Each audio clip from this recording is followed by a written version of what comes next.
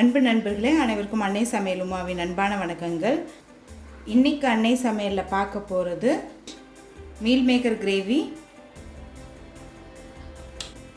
2 packet meal மேக்கரை இதில் சேர்த்துக்கிறேன்.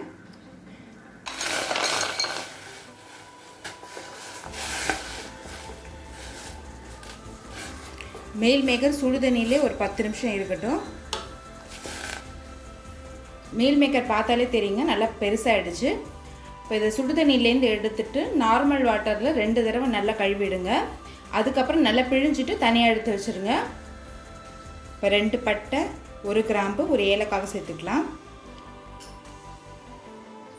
1 டீஸ்பூன் சோம்பு, பொடியாக நறுக்குன 2 வெங்காயத்தை சேர்த்துக்கலாம்.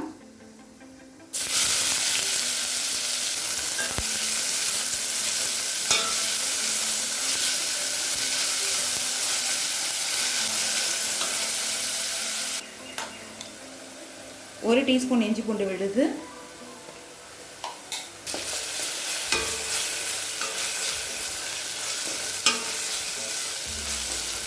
இப்போ வெங்காயம் நல்லா வதங்கிடுச்சுங்க. 2 தக்காளி, தேவையான அளவு உப்பு,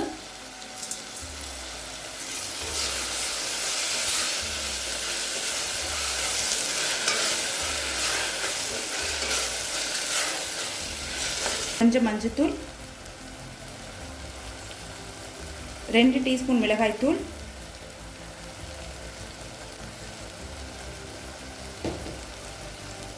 1 டீஸ்பூன் தனியாத்தூள்.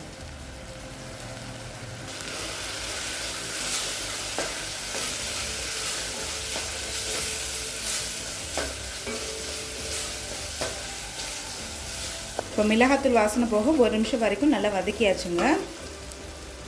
அடுத்தது 1/4 கப் புளிக்காத தயிர் சேர்த்துக்கலாம். தயிர் சேர்க்கறதுனால கிரேவி நல்லா திக்காக வரும். ஆனால் புளிச்ச தயிராக இருக்கக்கூடாதுங்க, அப்புறம் கிரேவியோட டேஸ்ட்டே மாறிடும்.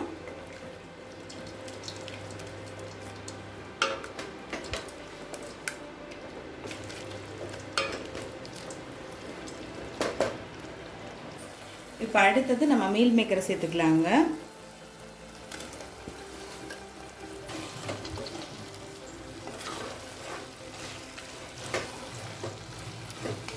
மீல் மேக்கர் சேர்த்துட்டு நல்லா வதக்கிக்கோங்க.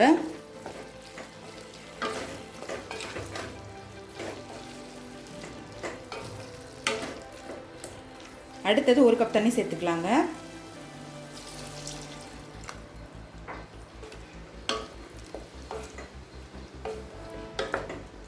அதை மூடி போட்டு ஒரு 10 நிமிஷம் ஸ்லோலே வச்சிடலாம். 10 நிமிஷம் கழிச்சு பாருங்கள், கிரேவி நல்லா திக்காயிடுச்சுங்க.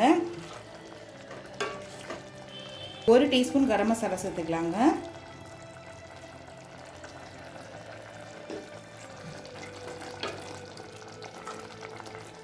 கொஞ்சம் கொத்தமல்லி. இப்போ மீல் மேக்கர் கிரேவி ரெடி ஆகிடுச்சுங்க.